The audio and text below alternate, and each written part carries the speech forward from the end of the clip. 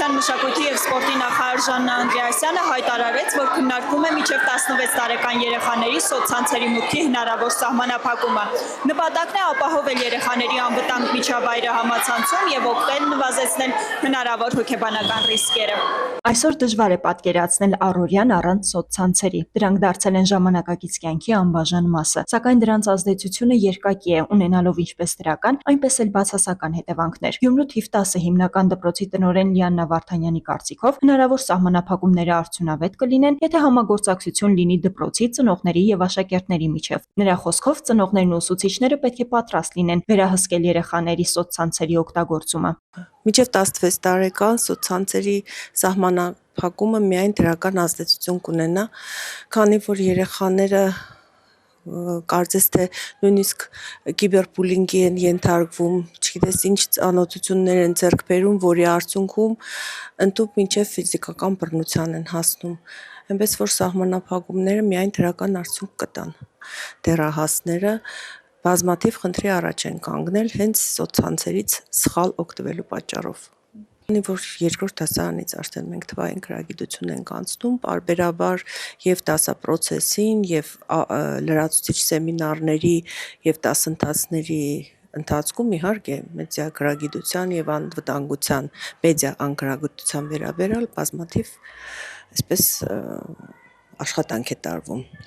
Թեև սոցցանցերը դարձել են ժամանակակից կյանքի մաս, այնուամենայնիվ դպրոցականների մի մասի առօրյայում դրանք երկրորդական դերում են։ Ես օգտվում եմ TikTok-ից, WhatsApp-ից, Viber-ից, վիդեոներ նայում։ Ինչ դեն այդ չթողնեմ, որ դու օգտվես, շատ կտխրես։ Մայրիկս չթողնա։ Առանց սոցցանցերի նորմալ կապրի։ Ես չեմ օգտվի սոցցանցերից, դա չի կարելի իմ տարիքից։ Շատ քիչ ժամանակ եմ անցկացնում, օգտագործում եմ YouTube ու TikTok։ Իսկ ինչ նպատակով եք օգտվում։ Վիդեոներ նայելու, լիցքաթափվելու։ Ուսուցիչները նշում են, որ երբեմն դեռահասները օգտվում են ոչ ճիշտ կայքերից, ինչը կարող է բացասաբար ազդել նրանց վարքագծի վրա։ Այդ պատճառով դպրոցներում փորձում են սահմանափակել դրանց օգտագործումը։ Եղել են նույնիսկ դեպքեր, երբ որ փորձել են դասի ընթացքում նկարել, սոցցանցերի միջոցով նկարներ են ուղարկել, նկարները բնականաբար գիտենք շատ կան տարբեր հարթակներ, որոնցով փոխում են նկարների անգամ դեմքերը, հագուստները եւ այլն, որը դարձնում է շատ մեծ խնդիր։ Նույնիսկ ունեցել ենք դեպքեր, երբ որ երեխաները այդպիսի դեպքերի միջով անցնելով կանգնել են մեծ փաստի առաջ, նույնիսկ հրաժարվել են դպրոց գալու, շփվելուց ընկերների հետ, նման դեպքեր ունեցել ենք։ Ու հատկապես նաև հաշվի առնելով այդ հանգամանքը փորձում ենք հնարավորինս սահմանափակել մուտքը հեռախոսների հատկապես դպրոց։ Հոգեբան Ելենա Հովհաննիսյանի խոսքով սոցցանցերի երկարատև օգտագործումը կարող է առաջացնել ֆիզիկական եւ հոգեբանական խնդիրներ, քնի ու սնվելու հետ կապված խնդիրներ, ինչպես նաեւ դեպրեսիվ վիճակներ։ Սոցիալական ցանցերը նաեւ ստեղծում են կատարյալ կյանքի պատրվակներ, որտեղ երեխաները, դեռահասները փորձում են համեմատվել կատարյալ կյանքի ցուցադրումներով, մյուսների ցուցադրումներով, հետևում են մյուսների ցուցադրումներին, հետևում են մոնտաժված հաջողություններին, ֆիլտրված դեմքերին եւ մարմիններին, որը առաջացնում է ինքնագնահատականի անկում եւ քանի որ սոցիալական ցանցը նաեւ հիմնված է հավանումների եւ գնահատականների վրա, ցանկացած բացասական հավանում կամ մերժում, առանց հավանելու բաց թողնել իրենց հրապարակումները, իրենց մոտ առաջացնում է ինքնագնահատականի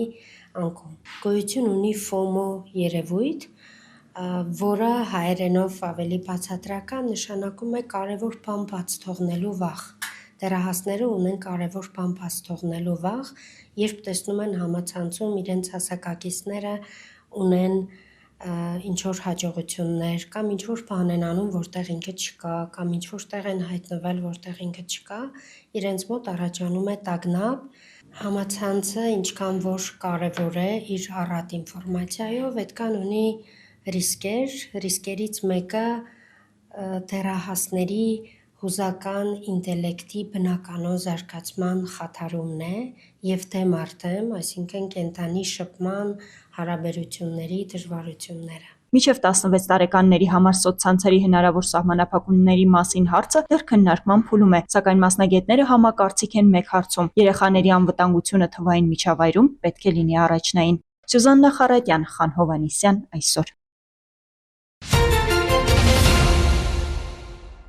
Տարբեր սպորտաձևերով, երաժշտությամբ ու բարձր տրամադրությամբ մինուս 46 փառատոնն իրականություն է դառնում արդեն 4-րդ տարին անընդմեջ։ Այս շարունակականությունը փաստում է Հայաստանի հյուսիսում փառատոնը սպասված ավանդույթ է։ This is my time, this is my day. Give me that golden hour feeling. Heart wide open, soul is healing. Dancing like nobody's watching me. This is where I'm meant to. Արդյունքում ստացել ենք մի միջոցառում, որը առաջին հերթին համայնքային է, երկրորդ հերթին զբոսաշրջային, ինչի համար մենք շատ ուրախ ենք, որտեղ այս երկուսը միքս լինելով շատ կարևոր արդյունքներ ենք ստանում։ Սնոուբորդ, դահուկներ, թյուբեր եւ դյունագնացներ Հայաստանի սառնաշունչ հյուսիսում այս սպորտաձևերը համադրված են կենդանի երաժշտության եւ տաք տրամադրության հետ, Գարնան այս օրերին հիշեցնելով ձմռան ակտիվ հանգստի մասին։ Միաժամանակ եւս մեկ անգամ ընդգծվում է նման փառատոներ ունենալու կարեւորությունը մեր մարզում։ Ուղղակի չենք խոսում, ասում Արեգ Ամեսյա, այլ բացահայտում ենք, հենց այդպես բացահայտել ենք, որ մինուս 46-ը գրանցվել է այստեղ Հայաստանի ամենացուրտ ջերմաստիճանը, ու որոշեցինք, որ այդ մինուս 46-ը բացասականի փոխարեն դրական լույսի ներքո ներկայացնենք, ու արդյունքում փառատոնը ստեղծվեց։ Հյուսիսային ուղի տեղական ակտիվ խմբի նախաձեռնությամբ իրականացվող մինուս 46 փառատոնը ամեն տարի ակտիվ եւ ադրենալինով լի ժամանց է ապահովում տարբեր տարիքային խմբերի համար։ Ես շատ ուրախ եմ, որ Հայաստանի մարզերում, հատկապես Շիրակի հյուսիսում իրականացվում են նման միջոցառումներ, որոնք մեծ պոտենցիալ ունեն զբոսաշրջիկների ներգրավման հարցով, մեր հայրենակիցների, ովքեր ապրում են մեծ քաղաքներում, մասնավորապես Երևանում, սա կստիպի, որ Երևանից դուրս գան ու տեսնեն, թե իրական Հայաստանը ինչպիսին է, կարող է լինել շատ տարբեր, շատ ցուրտ, բայց միևնույն ժամանակ շատ ջերմ։ Նպաստում է ոչ միայն հյուսիսային մարզի ձմեռային սպորտաձևերի զարգացմանը, այլ նաև նպաստում է ապակենտրոնացմանը եւ մարզի նաև ձմեռային պոտենցիալի բացահայտմանը։ Տաղավարներ, տակուտեստներ, սպորտ եւ մշակույթ այս ամենը միավորվում են Հայաստանի հյուսիսի արդեն յուրօրինակ բրենդ դարձած ձյան շուրջ։ Այս տարի եւս փառատոնը հյուրերի քանակով չէր զիջում նախորդներին, թեև ցրտաշունչ պայմաններում բարձր տրամադրություն ստեղծելը հեշտ չէ, բայց հյուսիսային ուղի տեղական ակտիվ խմբին դա հաջողվում է։ Փառատոնն իրականացվում է Եվրոպական միության եւ Ավստրիական զարգացման համագործակցության Լիտվո-Շիրակ ծրագրի, ինչպես նաեւ Ամասիայի համայնքապետարանի ֆինանսական աջակցությամբ։ Վստահ եմ, որ մի քանի տարի անց մենք կունենանք մի փառատոն, որը կլինի Շիրակի մարզի այցեքարտերից մեկը։ Առնվազն Շիրակի մարզի, եթե ոչ ամբողջ Հայաստանի Հանրապետության։ Կազմակերպիչներն ասում են, նման փառատոնները պետք է ավելի շատ լինեն։ Նրանք վստահ են, մինուս 46 փառատոնը շարունակական կլինի եւ ամեն տարի նոր այցելուներ կբերի Հայաստանի հյուսիս։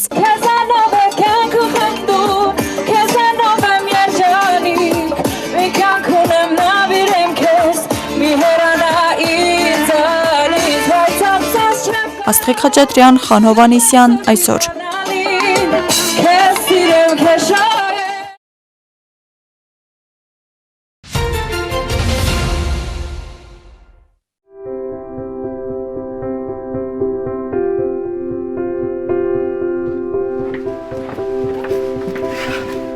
Պարոն գնդապետ, դիտորդ Շարքային Եսայան։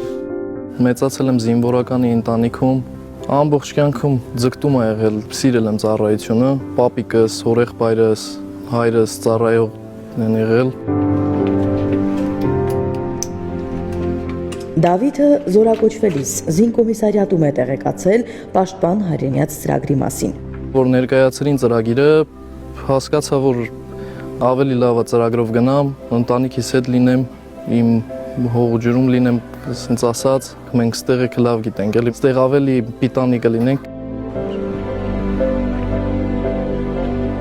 Ատեստավորվելու հնարավորություն եմ ունեցել, ատեստավորվել եմ 4 գնահատականով, ստանում եմ 440,000 դրամ, աշխատավարձ, լավ հնարավորություն է երիտասարդ տարիքում կայանալու։ 21 տարեկան եմ ու հպարտանում եմ իմ ձեռքբերումներով, որ համատեղում եմ համ ծառայությունս, համ իմ ընտանիքի բարեկեցությունը, մեքենա ունեմ, տուն ունեմ, լավ ապագայի հնարավորություններ ունեմ, բոլորին էլ խորհուրդ եմ տալիս այս ծրագրով գալու, նամանավանդ մեր մոտի տղաներին գան, ծառայեն, համ հայրենիքին օգուտ տան, համ իրենց բարեկեցիկ ապագան ստեղծեն։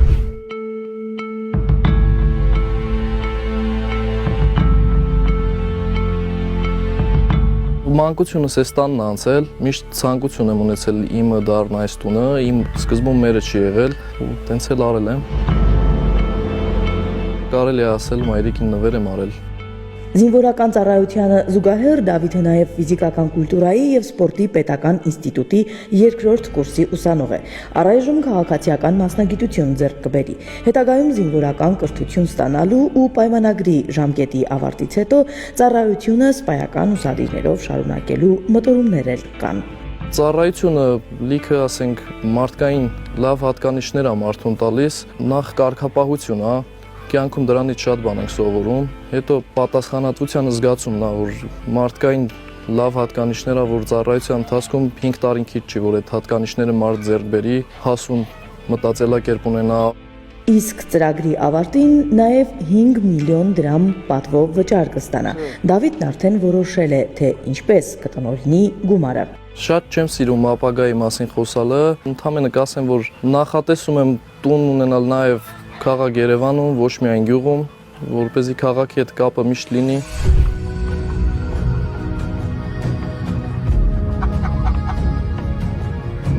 Շարքային Եսայանը զինվորական մասնագիտությամբ հրաձիգ է, ամսվա մի կեսը բանակային գիրքերում է անցկացնում, իսկ Ազատ հերթափոխին մորն է օգնում, տունն իրենցն է, հիմա արդեն կարելի է իրագործել անկատար մնացած երազանքները, նախ կնորոգեն ու կբարեկարգեն տարածքը, իսկ հետո այգին կմշակեն, ապրելով ու արարելով հայրենիքի սահմանին, ծառայելով Հայաստանի Հանրապետությանը։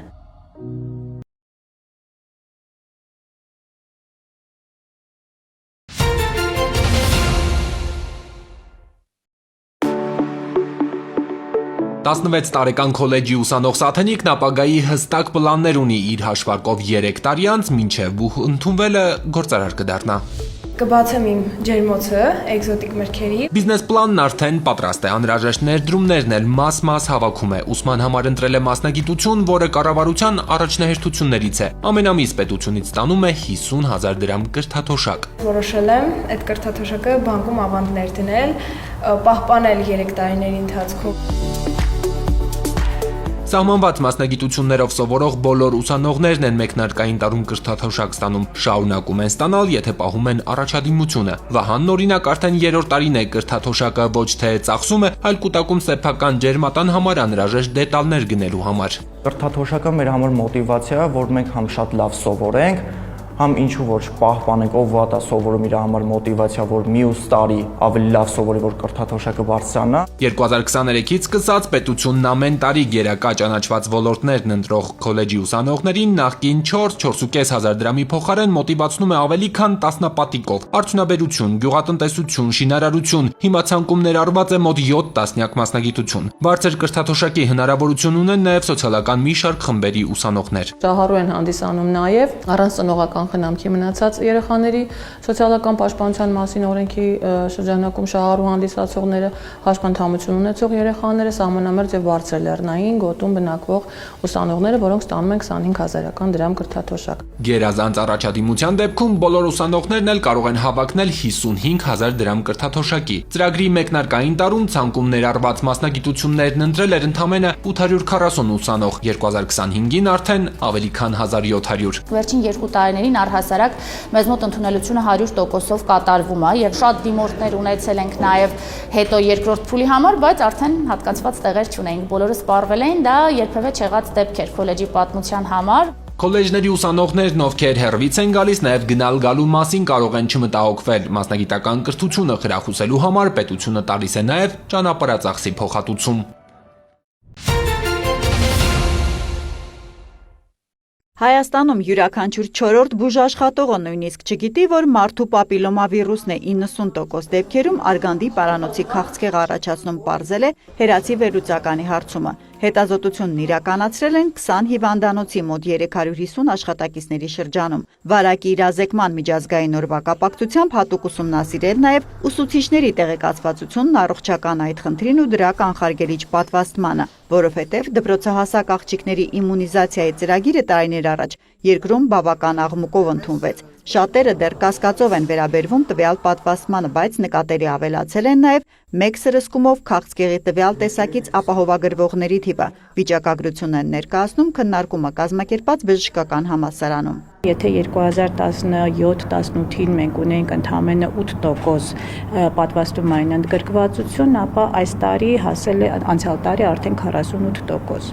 Սա բավականին դրական միտում է, որի արդյունքները մենք կտեսնենք 20 եւ ավելի տարիներ հետո, որ այս պատվաստված աղջիկ երեխաները հետագայում չեն ունենա այն խնդիրը, որ ունեն հիմա մեր ավելի մեծ բնակչությունը կանայք։ Այժմ միջին է երկրում տարեկան արգանդի քաղցկեղի 260 նոր դեպք է գրանցվում։ Հիվանդության տվյալ տեսակը մեր կանանց մոտ տարածվածությամբ երրորդն է այն դեպքում, երբ աշխարհը վաղուց վակցինացիայի է անցել, ասում է Մերիտեր Ստեփանյանը։ Տեղում պարզեց ամբողջ դահլիճում ինքը ներառյալ ընդամենը 6-7 անձ էր պատվաստված վիրուսի դեմ։ HPV-ն 15 քաղցկեղածին շտամ ունի, բուհում սովորած գիտելիքներով է կիսվում ապագա բժիշկ Միլենան։ Մարդու պապիլոմավիրուսը առավելապես սեռական ճանապարհով փոխանցվող վիրուս է, որ առաջացնում է քաղցկեղներ տարբեր օրգան համակարգերում, շնչառական ուղիներում, վերանպանային ու սեռական օրգանների քաղցկեղներ կարող է առաջացնել։ Կարևոր է պատվաստումն իրականացվի մինչև սեռական ակտիվացում, այսինքն մինչև սեռական կյանքով ապրելը, մաքսիմում նկայություն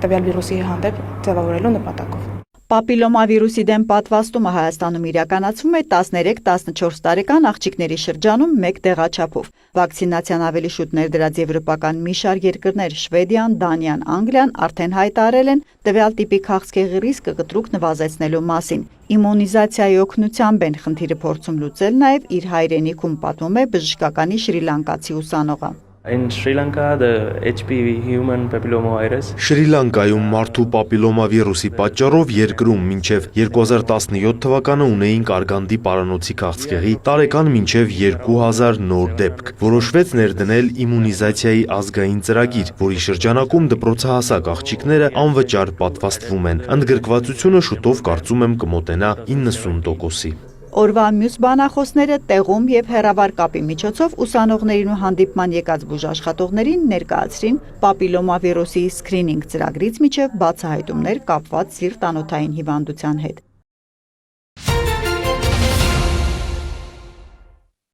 Իրանական եւ իսրայելо-ամերիկյան ուժերը հայտարարել են զանգվածային հարվածների նոր փուլի մասին, թիրախում են հայտնվել Շիրազը, Սպահանը, Թեհրանը եւ այլ բնակավայրեր։ Կրկին հարվածներ են հասցվել մայրաքաղաքի Մեհրաբադ միջազգային օդանավակայանին։ Պաշտոնական տվյալով Իրանում զոհերի թիվն արդեն հատել է 1330-ը, այդ թվում կանայք եւ երեխաներ, կան հազարավոր վիրավորներ։ Ըստ ԱՄՆ կենտրոնական հրամանատարության ռազմական գործողության ընթացքում հարվածներ են հասցրել իրանական ավելի քան 3000 թիրախի, ինչպես նաեւ 43 ռազմանավի։ Ամերիկյան կողմը նախազգուշացրել է, չեն պատրաստվում թուլացնել տեմպը եւ նոր ուժեր են կուտակում մերձավոր արևելքում։ Իրանական ուժերն էլ հարվածել են Թել Ավիվին եւ այլ տարածքների, պայթյուններ են լսվել Երուսաղեմում։ Իրանից հայտնել են, որ հարվածել են Աբրահամ Լինքոլն ավիակրին, ամերիկյան կողմը հերքել է այդ տեղեկությունը։ Թիրախում են հայտնվել նաեւ Քուվեյթը, Հորդանանը, Սաուդյան Արաբիան, Բահրեյնը, Կատարը, Իրաքյան Քուրդիստանը, Արաբական Միացյալ Էմիրությունները։ Լուրեր են շրջանառվում Աբու Դաբիի օդանավակայանի տարածքում պայթյունների մասին։ Դուբայի միջազգային օդանավակայանը դադարեցրել է աշխատանքը։ Շարունակվում են ռազմական գործողությունները նաեւ Լիբանանում։ Հորմուզի նեղուցով նավագնացությունն էլ դեռևս սահմանափակ է։ Վաշինգտոնից տեղեկացրել են, որ ամերիկյան կողմը կարող է անհրաժեշտության դեպքում ուղեկցել նեղուցով անցնող նավերը հնարավոր հարձակումներից պաշտպանելու համար։ Նաև մերձավոր արևելքում զարգացումների եւ Հորմուզի նեղուցի արգելափակման հետևանքով նավթի շուկայում ստեղծված իրավիճակով պայմանավորված ԱՄՆ ֆինանսների նախարարությունը կարող է թույլատրել ռուսական նավթի նկատմամբ նախկինում սահմանված պատժամիջոցները։ Վաշինգտոնից հայտնել են, որ պատերազմը կարող է տևել եւս 4-ից 6 շաբաթ։ Սպիտակ տունը նաև մեկնաբանել է Դոնալդ Թրամփի հայտարարությունը, որ Իրանը պետք է հանձնվի։ Նախագահը, որպես ԱՄՆ զինված ուժերի գլխավոր հրամանատար, ինքը կորոշի, թե երբ Իրանն այլևս սպառնալիք չի ներկայացնում Միացյալ Նահանգների համար, եւ երբ էպիկական ցասում գործողության նպատակները կարող են լիովին իրականացված համարվել։ Իրանական կողմի հարվածների ինտենսիվությունն էլ նվազել է 90%-ով։ Ինչ վերաբերում է լուրերին, որ Ռուսաստանն աջակցություն է տրամադրում Իրանին, Լևիթը նշել է, որ դա չի ազդի ամերիկյան գործողությունների վրա։ Դոնալդ Թրամփն էլ տեղեկացրել է, որ հանդիպել է ամերիկյան պաշտպանական արդյունաբերության խոշոր ընկերությունների հետ։ Համաձայնություն է ձեռք բերվել քառապատկել բացառիկ դասի ռազմատեխնիկայի արտադրությունը։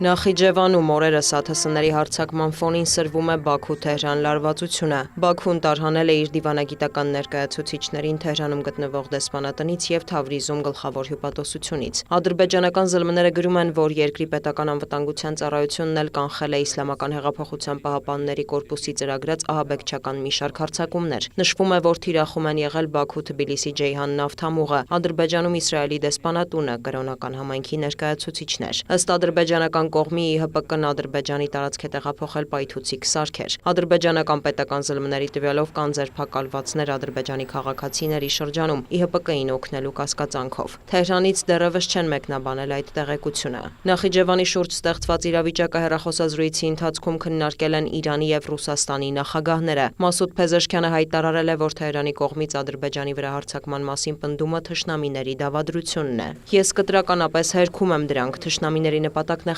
խաթարել հարևանների միջև եղբայրական հարաբերությունները։ Թեհրանը երբեք չի հարձակվի իր հարևանների վրա, շեշտել է Իրանի նախագահը։ Նա հավելել է, որ Իրանի միակ նպատակը սեփական տարածքը եւ խաղաղությունը պաշտպանելն է։ Բացի այդ, Փեզեշքյանը հույս է հայտնել, որ Ռուսաստանը կաջակցի Իսլամական Հանրապետությանը իր օրինական իրավունքների պաշտպանության գործում։ Կրեմլի հաղորդագրության համաձայն Վլադիմիր Պուտինը ցավակցություն է հայտնել այաթոլլա Ալի Խամենեիի, նրա ընտանիքի անդամների եւ այլ անձանց սպանության կապակցությամբ։ Ռուսաստանի նախագահը հանդես է եկել ռազմական գործողությունների անհապաղ դադարեցման օգտին։ Նա տեղեկացրել է, որ մշտական կապ է պահպանում Պարսից ծոցի արաբական պետությունների համագործակցության խորհրդի անդամների հետ։ Իրանի փոխարտգործնախարար Մաջիդ Թախտ Ռավանչին էլ հայտնել է, որ կապի մեջ են Բաքվի հետ եւ բացատրել են, որ Իրանը ներգրավված չէ միջադեպին եւ այժմ հետաքննություն է անցկացնում։ Ավելի վաղ Թեհրանը Նախիջևանում տեղի ունեցածի համար մեղադրել էր Իսրայելին։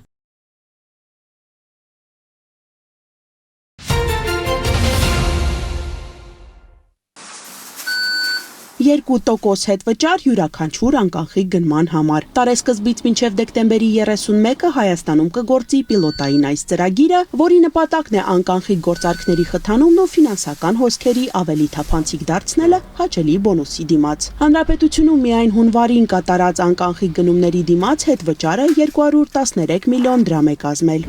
Մոտ 58%-ը վճարումների հունվար ամսվա մասին է խոսքը գնում, դրանք տեղի ունեցել սնունդ, առօրյա գնումներ, խանութներից գնումներն է իրականացվել, իսկ մոտ 15%-ը դրանք հիմնականում էլ առողջապահական ծառայությունների դիմաց վճարումներ, դեղատներից, դեղամիջոցների ձեռքբերման համար վճարումներ, մյուս արդեն մոտ 10%-ը եղել է հագուստներ, այլ աքսեսուարների ձեռքբերման մասով։ Մնացածը արդեն փոքրանում է մասնաբաժինը, դրա այստենց հիմնական 3 ուղղությունները սրանք են։ Տարեսկզբի 2 ամսվա ընթացքում Արքա ազգային վճարային համակարգի անդամ բանկերը թողարկել են 110,000 բանկային քարտ, պահանջարկը կանխատեսելի էր։ Արդեն 25 թվականի սկզբից, նույնիսկ 24 թվականից ինքը էական աճ էր դիտվում անկանխիկ վճարումների հետ կապված, մինչ հետվճարի ծրագիրը արդեն իսկ ընկերությունը նախաձեռնել էր վերազինման աշխատանքներ մեր ՏՏ ենթակառուցվածքում ու արդեն հետվճարի ծրագրին ընդառաջ բոլոր գնահատումներն արվել է, թողունակության հետ կապված խնդիրները բոլոր արդեն բացառվել են, որտեղ մի շարք աշխատանքներ է կատարվել, համակարգը հունվար եւ թե փետրվար ամիսներին ոչ մի անընդհատ կապված խնդիր չի ունեցել։ Ընկերությունում վստահեցնում են տրամադրվող ծառայությունները անընդհատ կատարելագործվում են։ Բանկային քարտերի եւ էլեկտրոնային վճարային համակարգերի օգտագործման մակարդակի բարձրացումն ակնկալվող արդյունքներից է։ Մենք շարունակում ենք նորարարական լուծումներ տրամադրել մեր անդամ ֆինանսական կազմակերպություններին, որի արդյունքում արդեն վերջն արդյունքում արդեն թե մեր քաղաքացիները, թե տնտեսվարողները ունենում են արդեն նոր վճարային լուծումներով գործիքներ։ Դրանցից մեկը անկած արկա QR համակարգն է, 2024 թվականին մեկնարկած արկա Pay համակարգն է փոխանցումների, որը որ մենք տրամադրել ենք մեր անդամ բանկերին, ովքեր էլ եւ արդեն ակտիվ տրամադրում են մեր քաղաքացիներին։ Հետվերադարձ ստանալու համար անկանխիկ վճարման չափը պետք է 1000 դրամից պակաս չլինի։ Միևնույն ժամանակ մեկ վճարման հետվերադարձը չի կարող գերազանցել 6000 դրամը, իսկ ամսվա քեշբեքը 60000-ը։ Ընձեռնված հնարավորությանը քաջատեղյակ են նաև քաղաքացիները։ Քարտով գնումներ կատարելու մերժում գրեթե չեն ստանում։ Եվ բանջարեղենում, եւ հացի խանութում, եւ սննդի խանութում բոլոր տեղը կա։ Իսկ հետվճարը ինչքան եք ստացել այս ամսին։ 4000 դրամ։ խանութից ինչ որ տալիս են, նաև վերցնում են, բայց շատ լավ կլինի, եթե ձեզ հետաքրքրում է, որ կոմունալները նույնպես մտցնեն, դա էլ է մեր ծախսը, չէ՞։ Իհարկե, չեղածից լավ է, այդ մեկ։ Երկրորդը դե в общем գոհ եմ, լավ է։ Մի քիչ գլուխ սխառներ էլ ծախսեցի, չնկատեցի, ինչ չափ մափի չնկատեցի, այնքան որ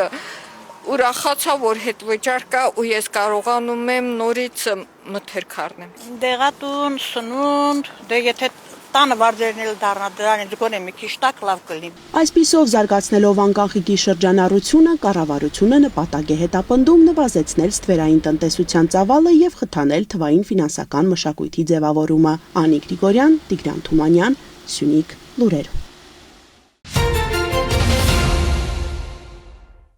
Գավառ համայնքի 2024 եւ 2025 թվականների բյուջեից կապիտալ եւ ընթացիկ դրամաշնորհների տեսքով ֆինանսական միջոցներ են հատկացվել Գավառի գեղարվեստի դպրոցին անհրաժեշտ գույք, տեխնիկա եւ աշխատանքային միջոցներ ձեռք բերելու համար։ Համայնքապետարանում համոզված են, որ համայնքային ենթակայությամբ գործող կրթական հաստատություններին այսօրինակ աջակցությունները օգնում են աշխատանքները պահանջված չափորոշիչներին համապատասխան կազմակերպելու համար։ Համայնքի խոշորացումից հետո Գավառ համայնքի ղեկավարի հանձնարարությամբ երկու տեսակի կապիտալ եւ ընթացիկ դրամաշնորհներ սկսեցինք տրամադրել բոլոր կրթական հաստատություններին եւ մեր նպատակն է եւ առաջնահերթությունը բարելավել կրթական միջավայրը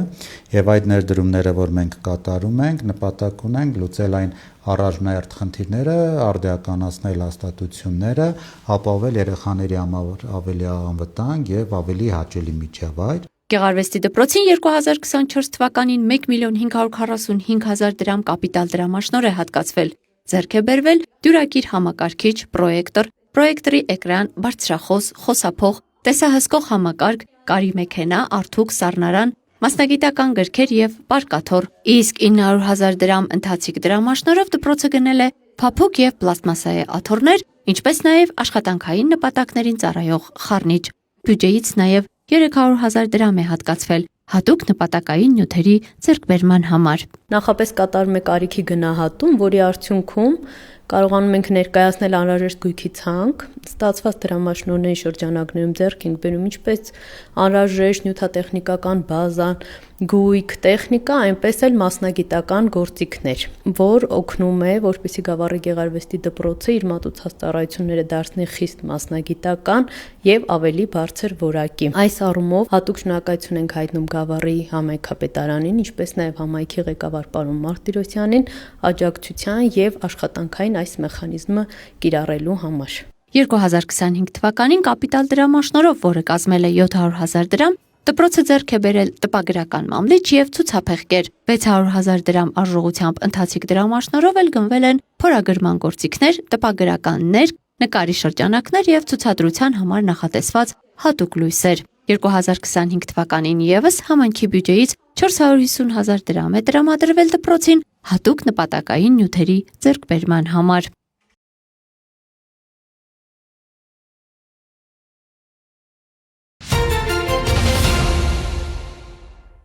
Քրեական ոստիկանության Երևան քաղաքի վարչության թմրամիջոցների ապօրինի շրջանառության դեմ պայքարի բաժնի ծառայողները ստացել էին օպերատիվ տեղեկություն, որ Դիլիջանի եւ Աշտարակի բնակիչ երկու երիտասարդ, երկուսն էլ 23 տարեկան, ձեռք են բերում խոշոր չափի թմրամիջոցներ եւ մանր չափաբաժիններով տեղադրելու միջոցով իրացնում։ Ստուգումներից հետո քրեական ոստիկանները փետրվարի 8-ի երեկոյան մայրաքաղաքի Արարատյան եւ Շիրակի փողոցներում կանգնեցրել են նրանց վարած Opel Zafira մակնիշի մեքենան, սակայն երիտասարդները դիմել են փախուստի, հետապնդման ընթացքում թողնելով մեքենան։ Նախաձեռնված քրեական վարույթի շրջանակում մեքենան տեղափոխվել է պահպանվող հատուկ տարածք։ Փետրվարի 23-ին Opel Zafira մակնիշի մեքենայի խուզարկությամբ հայտնաբերվել է ընդհանուր 100 գրամից ավելի մեթամֆետամին եւ մարիխուանայով 28 փաթեթ, ընդհանուր 52 գրամ քաշով։ Փետրվարի 26-ին դիլիջանցին ձերբակալվել է, ապա կալանավորվել։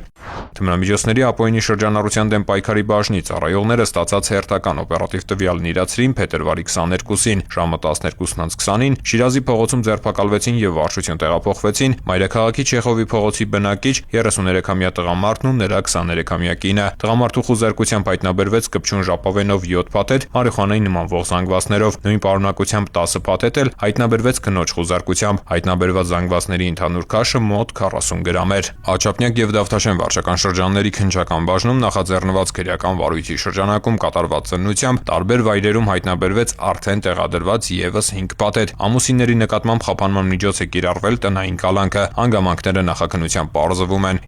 Իրացնելով ստացված օպերատիվ տեղեկությունը քրեական ոստիկանության Երևան քաղաքի վարչության թմրամիջոցների ապօրինի շրջանառության դեմ պայքարի բաժնի ծառայողները փետրվարի 24-ին գիշերվա ժամը 2-ին թմրամիջոց ապօրինից ձեռք բերելու եւ իրացնելու կասկածանքով մայրաքաղաքի Մարգարյան փողոցում ձերբակալեցին եւ վարչություն տեղափոխեցին Արարատի մարզի Բարձրաշեն գյուղի բնակիչ 30 եւ 28 տարեկան երկու տղամարդու։ 28-ամյա տղամարդու խոզարկությամբ հայտնաբերվեց 177 գրամ մարիխուանայի նմանվող զանգված։ Նախաձեռնվել է քրեական վարույթ, դատարանի որոշմամբ երկուսն էլ կալանավորվել են։ Նախաքննությամբ հանգամանքները պարզվում են։